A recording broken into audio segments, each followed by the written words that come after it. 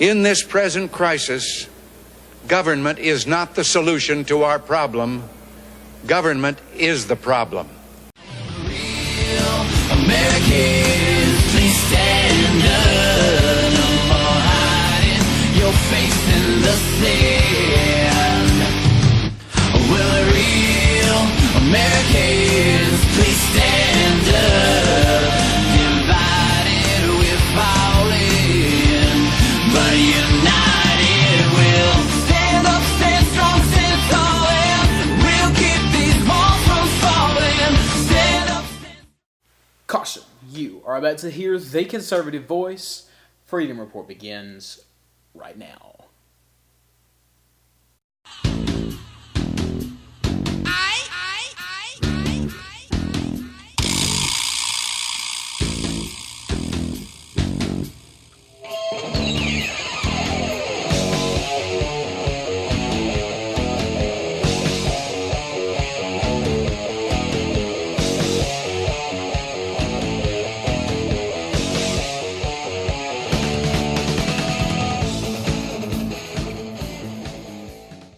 Good evening and welcome to the Freedom Report, powered by the Madison Institute.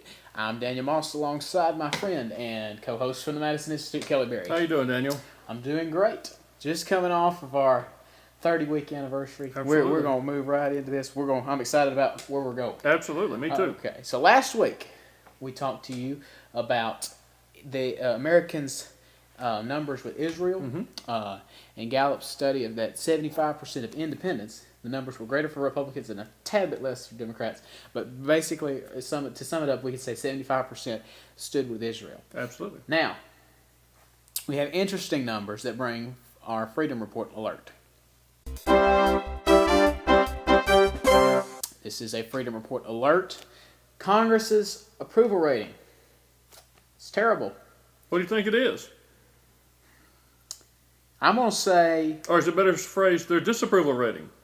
Yeah, well, with the numbers that we know, it wouldn't be fair for me to say. My guess before would have been close to the president's 50%, but now that I know, it's 10%. 10% of the people approve of the job Congress is doing, which means 90% disapprove. The irony and the hypocrisy behind this is supposed to be the people's house. Absolutely. I mean, we got numbers here that the low was 11. Yeah. We broke the low. We broke the low. 10%. And who's directly responsible for these numbers and the people that are in there? We are. We are. Our votes determine who's in our leadership in the Congress. What did our former president say, Daniel? James Garfield. We've talked about this before. But his quote was, "The people are responsible for the character of their Congress. If that body be ignorant, reckless, and corrupt, it's because the people tolerate ignorance, recklessness, and corruption. Right. If it be intelligent, brave, and pure, it's because the people demand these high qualities. If the next centennial does not find us a great nation, it be because those who represent the enterprise, the culture, and the morality of the nation do not aid in controlling the political forces. Right. We are there." So what we're saying here is those 75% that stand up for righteousness in standing with Israel aren't voting, and that's a direct reflection of the 10% approval rating. Right. So we could look at it this way. The 10% of people who approve of Congress reflect 10% of the public who approve of the way they're voting. Right. However, 90% of the people who disapprove of Congress are saying that they disapprove of how we're voting. Right. But yet, are they getting out to change that, Daniel? Of course. That's the question. The previous elections have shown no. Right. But we can change that. 2012. It also means that there's a lot of people out there answering the poll numbers that refuse to vote. Where are these 10% of people? I have no idea. No, I know where they are. They're sitting in a dreary park in New York. That's right. There you go. They make up 10. And then that's okay. We better not go there. We'll get a lot of hate mail. Okay. Truth hurts sometimes, you know? Yeah, I know. Okay. So let's talk. These 90% that disapprove, 10%, that makes up 100% of Americans who we consider somewhat educated across as opposed to the rest of the world. But education is a big deal in how we vote. We've proved that time and time again. Yep. That the republic, in order for the republic to sustain itself, according to Thomas Jefferson, it requires an educated public. That's right. Now, in Alabama, depending on which side you're on, we have some interesting bills that are coming up in our Alabama Senate. We do. And House that you can take two sides on. Mm-hmm. But here on the Freedom Report, of course, we divide you right down the half with the truth. Okay, so if you've been drinking your AEA Kool-Aid, you have heard that House Bill 159 and 160 are chopping up the funds that are going to the that are in the Education Trust Fund, and we're just going to keep taking. But according to our sources, that's not true. Our sources are inside the House of Representatives, or the House in the Alabama. So let's explain a little bit about what these bills do. House Bill 159 is a constitutional amendment that would allow the governor and the director of the ADO to give incentives to corporations and businesses that will move to Alabama. House Bill 160 is the language of the incentives. Okay, this is something that's not new. Again, AEA wants to make this some big new issue. They're hanging their hat on it to try to get conservatives out of office. Well, they're trying to scare people. Right. To get conservatives out of office. But these are the same incentives, Kelly, that we've been giving Mercedes, right. Toyota, Hyundai, and Who've been bringing jobs to Alabama. Right. If they we're going to see what the AEA is standing for. That's right. We just, this don't make any sense. Jobs are people have said time and time again in poll after poll that jobs are what matters to the American people. That's right. And jobs are what matters to Alabamians. And job creation, Daniel, as you know, creates the pot of money that allows you to pay in teachers, and it actually creates more students that create the demand for more teachers. If we have nothing to sell, that's right. We have no tax revenue coming in, which that's going to limit the amount of money. So it's a hypocrisy in itself. It is. So, the incentives itself. I want to explain this to you so you understand the whole truth behind this. According to our sources, if an industry is willing to move to Alabama and industrialize, they can keep up to 50% of their income tax pays or holdings, what they're having to pay for 70% of their startup cost. Mm-hmm. So once you pay for 70%, once you have covered that 70%, you go right back into paying your normal thing. Or you can expand to hire more, and same incentive applies for you as well. Right. This is not bad. No, it's not. We have the opportunity to create a bunch of jobs. And even if it doesn't create the best job environment, it's better to get 50% of something than 100% of nothing. That's right. That money's sitting in that pot. What's it doing? Nothing. It's just sitting there. That's right. Well, it is going to do something, because eventually, if the AEA has their way, their leadership's going to get their hands back on it again. Well, but the question we have to ask ourselves, Daniel, and we have to understand too, is Alabama's a right-to-work state. Right.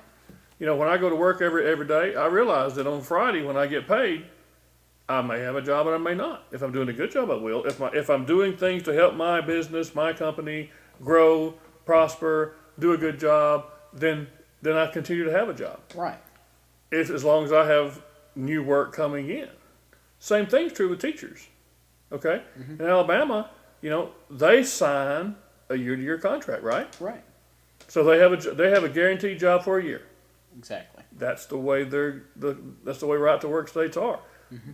Their jobs are dependent on how many students coming in, on growth in schools, which is dependent on growth of jobs, growth in the economy. So what we have here is we have the AEA running around getting people all scared. Well, they should be concerned. Our economy is going down, and it's our government that's causing the problem. Right. And one more thing. The AEA's biggest argument about this is retention. And according to our sources in the House, the body that's pushing this bill, if they lay off, there's no payoff. That's right.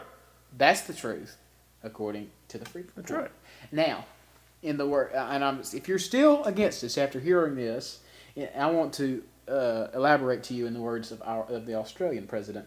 If you don't like it, move to a non-right-to-work state. There you go. Because go to Michigan, go to New York, go to Illinois, go to California, check it out, and see what's going to happen to you then. That's right. Massive layoffs, and all they have is the union thugs occupying their government, the seat of their government. It's crazy, but luckily, you live in Alabama, and it's a right-to-work state. Absolutely. So, We got to take a break, Kelly. It's been an interesting discussion. We got some more interesting stuff coming up for you. We'll be right back.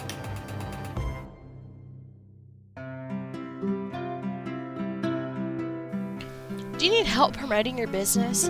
Do you want to have that special day captured forever, or that first Christmas or first birthday never forgotten? Then contact Celebrity Productions. We offer wedding videos and photography, picture slideshows with music, video editing, television commercials, and much more. So if you are ready to do business, contact Mark Bosch with Celebrity Productions at 205-434-1773 or mark.celebrityproductions@gmail.com. Celebrity Productions, here for all your video capturing needs. Got problems with these? Ants, bees, roaches, termites, ticks, spiders, or fleas? Call Safari Pest Solutions. They can tame your jungles. Their staff combines for over 50 years' experience in the pest control industry. Their services are thorough and their prices are honest, fair, and reasonable. Call Safari Pest Solutions now at 205-578-BUGS. That's 205-578-2847. Burton's Food Store on Highway 431 in Sardis, a convenient locally owned store offering groceries at affordable prices. Burton's provides fresh ground beef, fresh cut meats, fresh produce, and fresh dairy products every day and features weekly specials on brand name canned goods, drinks, and paper goods. Burton's Food Store, Highway 431 in Sardis, your local place to shop for fresh food at affordable prices.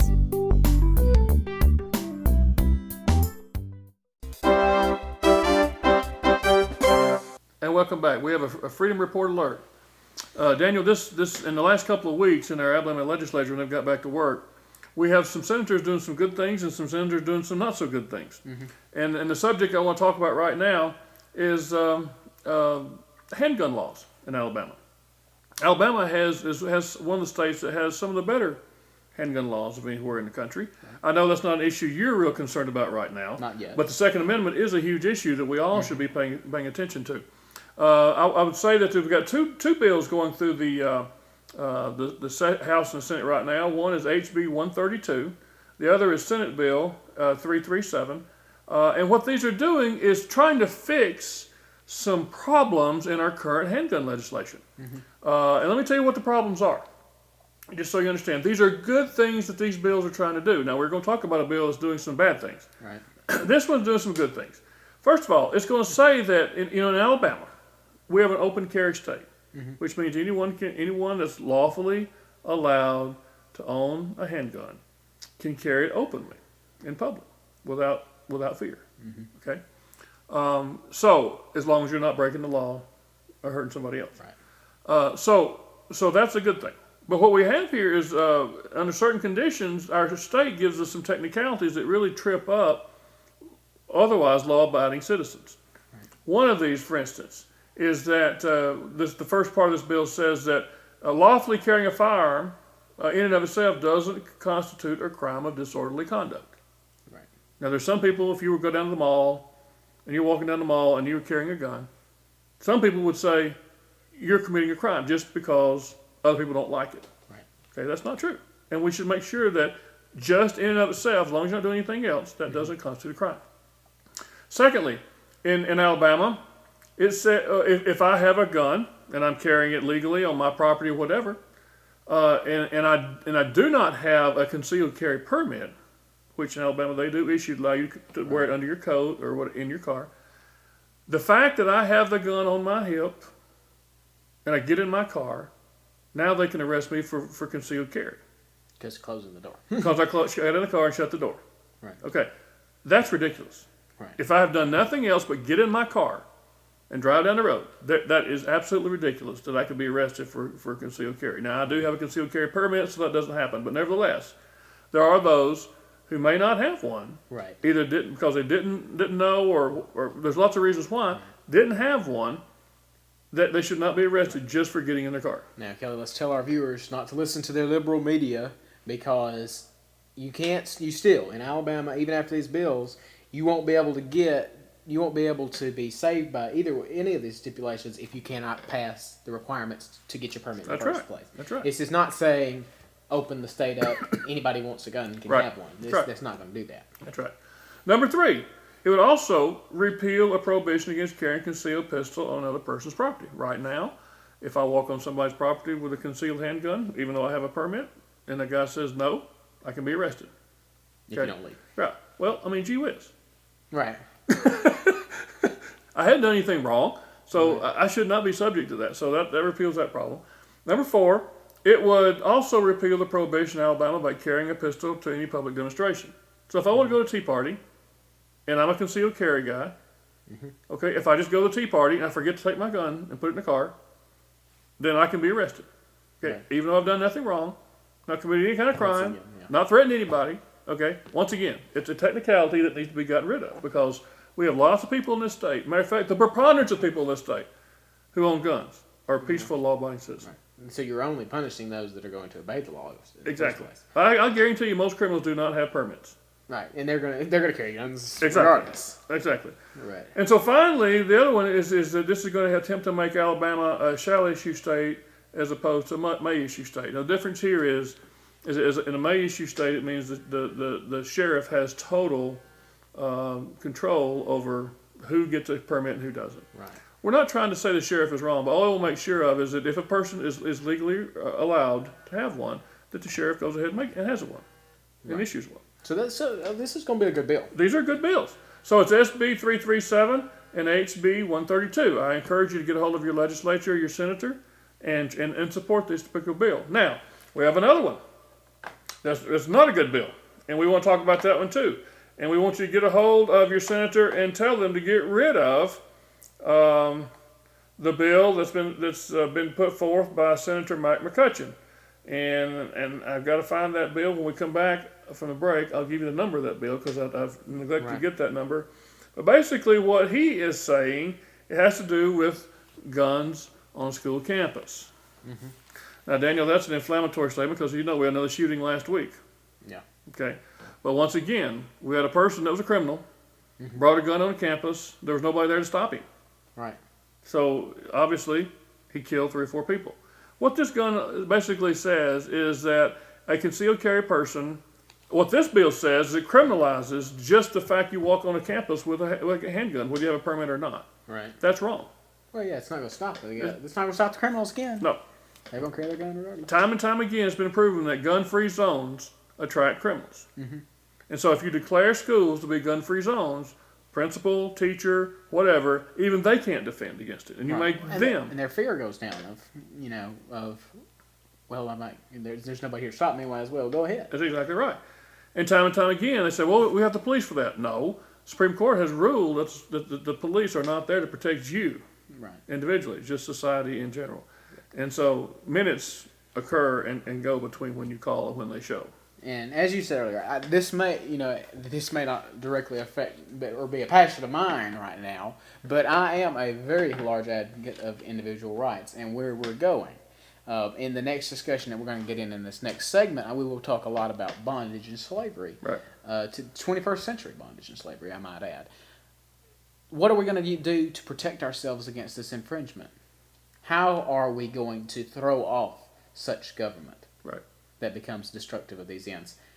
We're not going to do it by just simply falling into what the liberals want us to do. If we continue to give up our rights, eventually we become slaves. That's right. We must stand up for our own defense. That's right. And in our defense, the rights of the people and our governmental freedoms will be preserved as well. That's right.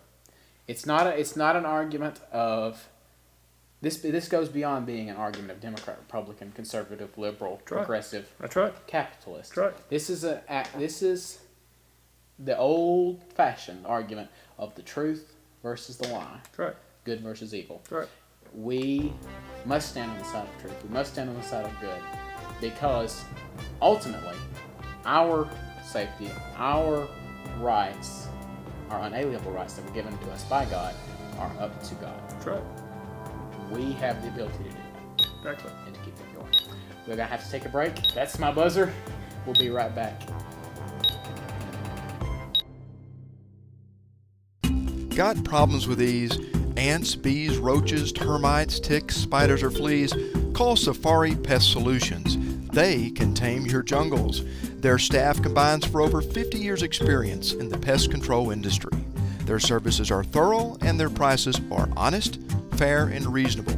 Call Safari Pest Solutions now at 205-578-BUGS. That's 205-578-2847. Do you need help promoting your business? Do you want to have that special day captured forever, or that first Christmas or first birthday never forgotten? Then contact Celebrity Productions. We offer wedding videos of photography, picture slideshows with music, video editing, television commercials, and much more. So if you are ready to do business, contact Mark Bosch with Celebrity Productions at 205-434-1773 or mark.celebrityproductions@gmail.com. Celebrity Productions, here for all your video capturing needs. And welcome back to the Freedom Report, powered by the Madison Institute. I'm Daniel Moss, alongside Kelly Barrett. Yep. Daniel, I was going to tell you the House bill that McCutcheon Senator McCutcheon or Representative McCutcheon has put in place is HB 138. We need to send him. That's the bad bill. We need to get rid of that bill. Okay. Now we've got an interesting discussion that's going to continue a little bit about what we were talking about earlier. I was sitting in my history class Thursday or Wednesday, I believe it was, and I had to listen to a 45-minute video about FDR and the New Deal. Now, I'm sorry. Yeah, well, I know. It shows you where our education is still. Now, if it had been a anti-FDR, that'd have been different. But it was a pro, of course. But we sat and we listened to about 30 minutes of history leading up to the Great Depression and how capitalistic robber barons caused the Great Depression to start with, the whole progressive argument. Mm-hmm. And then we finally got some light on the subject, but they didn't present it as light. They played a clip of a senator at that time that was against the New Deal and against the Social Security Act that they were fixing to pass. The senator stood up and he said, if we don't stop this, these programs will enslave us, our children, and our grandchildren. And it was a foreshadowing, Kelly. Mm-hmm. The man was right. Mm-hmm. Today, as you saw in our video we played last week, we are becoming more and more enslaved to our government. Not so much as they are literally enslaving us. We are becoming dependent. Right, we're becoming monetarily dependent on the government. Now, you and I aren't, Kelly, and many of our viewers aren't. But as we've seen in our numbers that we're showing, over 49% of the country is. That's crazy. I have not heard that number. Yes. That is crazy. But as we've seen in our voting numbers, if our Christians don't get out and vote, that minority could become the majority easily. And see, that's the problem right now. That's why the administration is trying to get all these people that are illegal and so forth to be able to vote, because they want that number to go over 50%. Right. Once it does, it guarantees they're in there forever. Now, the Social Security Act and Medicare are programs that are under the umbrella of being convenient and being easy to get and being very effective. They've lost both of the two of those out of three of them. They're still very easy to get because you can be illegal and get it. But what's interesting about Social Security, because originally when it was put in place, it was never to be a retirement program. It was to be a supplement. Mm-hmm. And the average life expectancy at that time was about 65. So you couldn't even get it. You didn't even qualify for it until you'd exceeded that average life expectancy. So the math doesn't add up now. Math don't add up. They've changed it now and jury-rigged it. It's like all government. Once they put a tax in place, you can say, oh, it's only 2%. Yeah, right. Once they put it in place, once they get it approved, it's only going to go up. It'll always go up. And so that's what's happened with this Social Security. Now, the interesting thing about it, there's a lot of history behind that, Daniel. As you know, first couple of times he tried to get that through, meaning Roosevelt, it failed. Mm-hmm. But then there was a senator from Alabama. His name was Hugo Black at the time, that believed, like he did, And he was a staunch supporter and actually helped Roosevelt get the New Deal through Congress. Not the Hugo Black that fought for all of Alabamians' rights, as we learned. Oh, right? yeah. Same That one. guy. Same guy. Now, what was going on here is that during this time, also during the 30s, as you know, Roosevelt was packing the Supreme Court. He was he's the only one other than George Washington to have appointed the entire Supreme Court during his administration. And he packed it with progressives. So as you know, the first time the Supreme Court reviewed the New Deal, they turned it down. Right. And that was in the mid-30s because they said this is unconstitutional, which it is. Yeah. Well, so what did he do? He went to these senators that helped him get it approved and put them on the Supreme Court. That's how Hugo Black got on the Supreme Court, because of the favor he did Roosevelt in getting a new bill approved. So he puts him on the Supreme Court and packs it with a bunch of other progressives. So the next time the Supreme Court gets to review this thing, guess what? It's now constitutional. That same set of people are the ones that did the separation of church and state, same ones that went on and got rid of school of prayer, etc. So it was a raw deal from the beginning. Roosevelt set out to destroy this country economically with those. But that would never be discussed in the classroom. Of course not. No, because he was the great patron of the blue collar. Exactly. But we can take it a step further back, and we can go back to 1913 and Woodrow Wilson. We can. Wilson was also a progressive. Matter of fact, Woodrow Wilson did a number of things that were controversial. One of them set up the Federal Reserve, which is a private company. Did y'all know that? The Federal Reserve is not a federal. It is not federal, and it's not a reserve. It is a private bank that was set up by about 8 families. Right. Today, when we borrow money from the Federal Reserve, we're borrowing money from these 8 families. Right. And the interest we pay goes to these 8 families. Right. So we have got ourselves in a situation where we're in, the U.S. government is now $15-point-something trillion in debt to these families. So, in fact, we could say that our debt or our enslavement has been, our government has been enslaving itself to these people for a long time. And all these families are from Europeans, so it's actually European banks that the families actually own. So we're actually paying to these European banks. So slowly but surely we have built not only the progressive argument we read in schools today, but these acts and these events are taking place just in the timeline that they want them to do. Exactly. What is it Alinsky says? One of his rules is that it requires a viable argument that's a lie. Right. And that's what they're doing. I mean, this is so straightforward, but yet so corrupt. It's double-edged. That it provides on its front a convenient give back to the people type thing, but on the backside, they're slowly but surely placing the handcuffs and fixing to lock it. So we kind of goes back to the video we saw last week about Ray Boltz. That video. Right. I mean, the comment in there says, at one point, even our father was allowed to pray in school. Right. Which I could. But you can't. Or you can, but... We can't. Our teacher can't. Right. So it is a form of slavery. So Kelly, thank you for being here today. Thank you, Daniel. Enjoyed it. Thank you for inviting us into your home. We appreciate your comments and your donations greatly. Remember that the conservative voice stops right here because we are definitely looking out for you. Thank you very much.